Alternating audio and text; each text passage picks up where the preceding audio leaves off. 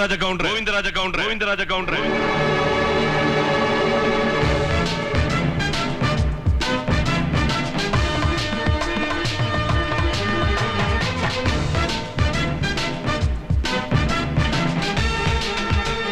நீ எங்க அம்மாவோட அண்ணங்கிறதால மாமான்னு உன்னை நான் கூப்பிடணும்.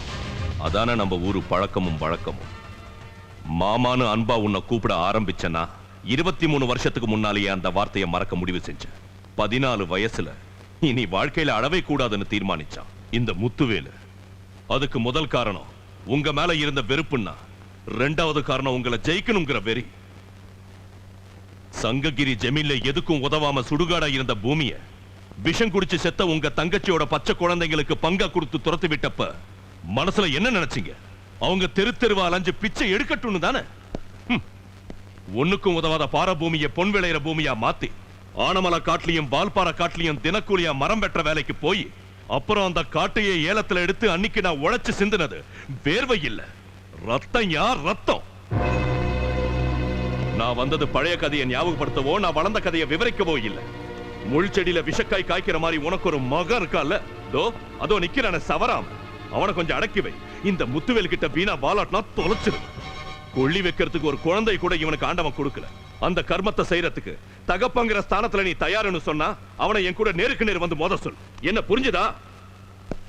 ஏய், நான் என்ன செஞ்சுட்டேன் நீங்க வந்து நீ பிரசங்கம் பண்ற? டேய், பெரிய அண்ணன் கூட நீ ஆடத் தொடங்கின கேடு கட்ட ஆட்டத்துக்கு கொஞ்சம் கூட எல்லையே இல்லாம போச்சு. அதை நிறுத்திடு. நீ செஞ்ச புண்ணியம், அதனாலதான் நீ கொல்ல அனுப்புனவன் குறி தவறிடுச்சு. ஒரு துளி ரத்தம் எங்கள யாராவது ஒருத்தர் சிந்தி இருந்தாங்கன்னு வச்சுக்க, இந்த இடம் சுடுகாடா இருக்கும். ஒரு ரத்தத்தால இந்த இடத்தை மூழ்கி இருப்போம்.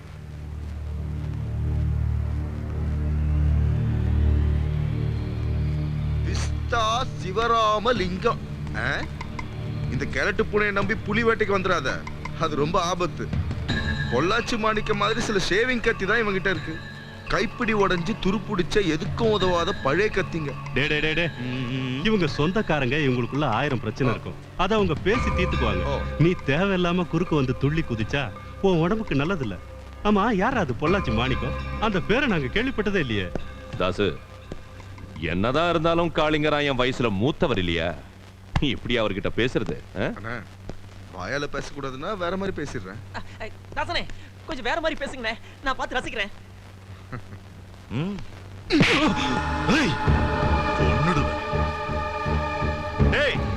பொள்ளாச்சி மாணிக்கத்தை பிடிப்போம், அவன்கிட்ட ஒரு கேள்வியும் கேட்போம்.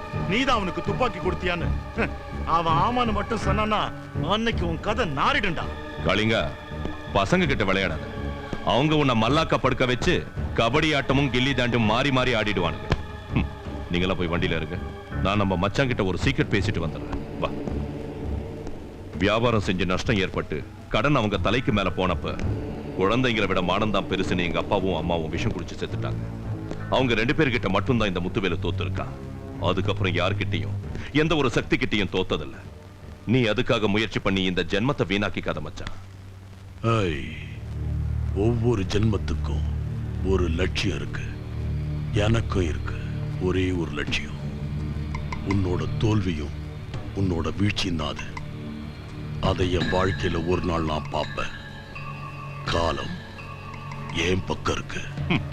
அந்த காலம் உன் பொண்டாட்டி முந்தானையில கட்டிக்கிட்டு வந்த சீதனமா இருந்தா நீ தூங்காம காத்துக்கிட்டே இரு. அன்னைக்கு நான் காலமாட்டுல பாலை கறந்து உனக்கு சூடா காஃபி போட்டு கொடுக்குறேன். வேற ஏதாவது வேலை இருந்தா போய் பாடுறா, அறிவு கெட்ட முண்டம். டேய், இத முத்துவேல் கவுண்டர் சொல்ற. இந்த பேருக்கு ஜென்மம் பூரா உனக்கு உயிர் பிச்சை கொடுத்தவன்னு ஒரு அர்த்தம் இருக்கு. அதை மறந்துடாத, மறக்கவும் கூடாது. வண்டி எடு.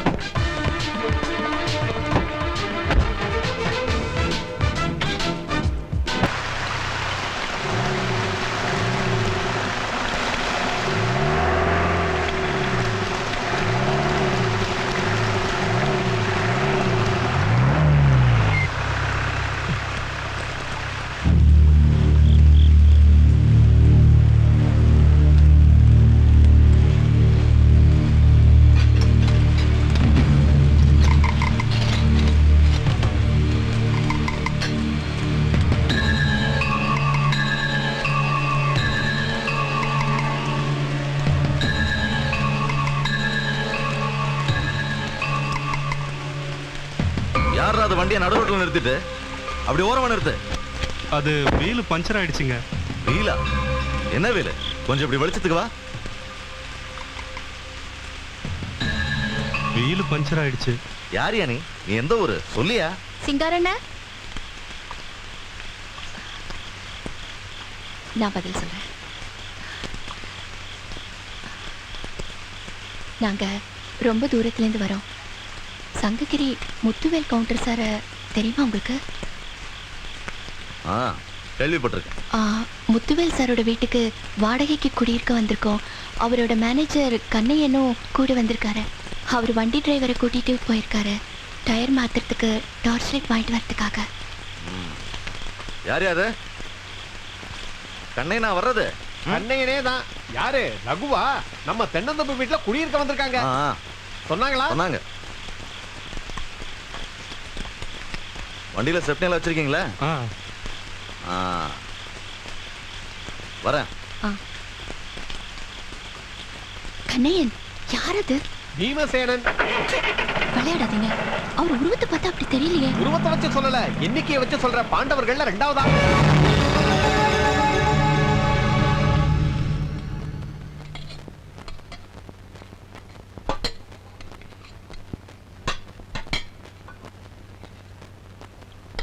அவ எந்த ஊர்ல இருந்து வந்திருக்கான்னு சொன்னா? மதுரை. மதுரைன்னு சொன்னா அதுக்கு பக்கத்துல ஒரு சின்ன கிராமம். அங்க உங்களுக்கு சொல்லிக்கிற மாதிரி சொந்தம் யாரும் இல்ல. கூட ஒரு கிழவனும் கிழவியும் தான் வந்திருக்காங்க. என்ன வேலை செய்யற? நம்ம ஊர் எலிமெண்டரி ஸ்கூல்ல டீச்சரா வேலை செய்யறாங்க. அது பேருக்கு ஒரு வேலை. புதுசா இருக்கே நீங்க சொல்ற கதை. பேருக்கு ஒரு வேலையும் பேர் இல்லாததுக்கு ஒரு வேலையும் இருக்கா? சுமாரா? நல்ல குடும்பத்தை சேர்ந்தவங்க. அவங்க ரொம்ப நல்லவங்க. பேரு தேவி. பேரு தேவியோ மூதேவியோ ஏதோ ஒரு அளவு. அந்த வீட்டை அசிங்கம் பண்ணாம வச்சுக்கணும். அப்புறம் வாடகை கரெக்டா 1ஆம் தேதிக்குள்ள வந்துடணும். இந்த ரெண்டும் கரெக்டா செய்யல அடி உனக்கு தான் விழும். பார்த்தா ரொம்ப அடக்கமானவங்க மாதிரி தோணுது. வீட்டை நல்லபடியா வச்சுக்குவாங்கன்னு தான் நினைக்கிறேன். நல்லா இருந்தா அவங்களுக்கு தான் நல்லது. என்னடா பாக்குற? வேணுமா? எல்லாருக்கும் இளையும் அவன். ஆனா அவனுக்கு இப்போ வெக்கம் ரொம்ப அதிகமாயிடுச்சு. எம்காம் படிக்கிறார் இல்ல? இந்த நீ வாங்கிக்கட.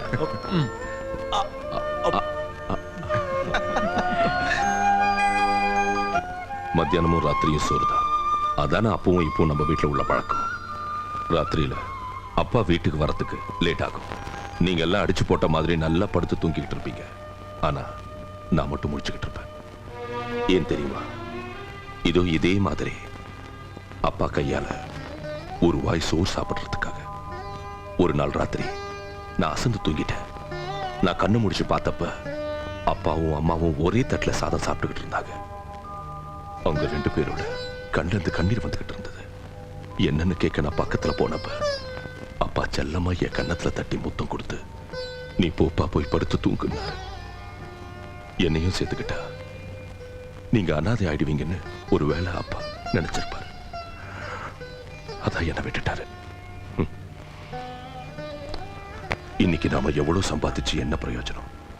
இதெல்லாம் பார்த்து சந்தோஷப்படுறதுக்கு அப்பாவும் அம்மாவும் நம்ம கூட இல்லையே.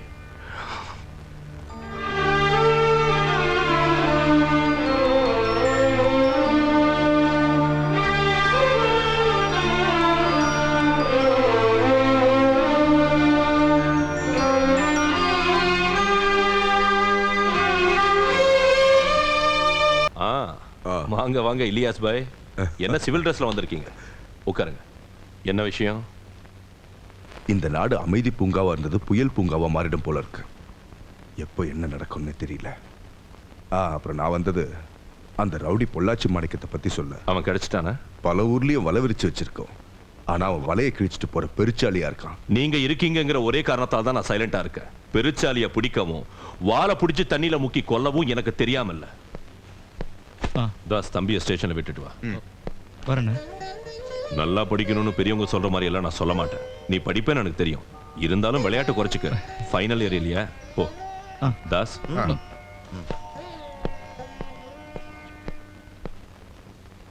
யாரது அப்போ கூட்டிட்டு போறது? என் தம்பி தாஸ். என்ன சொல்றீங்க? உங்களுக்கு 3 தம்பிக்கு தானே? இல்ல, இவனையும் சேர்த்து 4. கூட பிறந்தவன் இல்ல, ஆனா தம்பி மாதிரி. ஆனா ஒரு வித்தியாசம் இருக்கு. என் லெதர் பெல்ட்டால அடி வாங்காம தப்பிச்சவன் இவன் ஒருத்த மட்டும்தான். அப்படின்னா இவன் மேல கொஞ்சம் பாசம் அதிகம்னு வச்சுக்கோங்களேன்.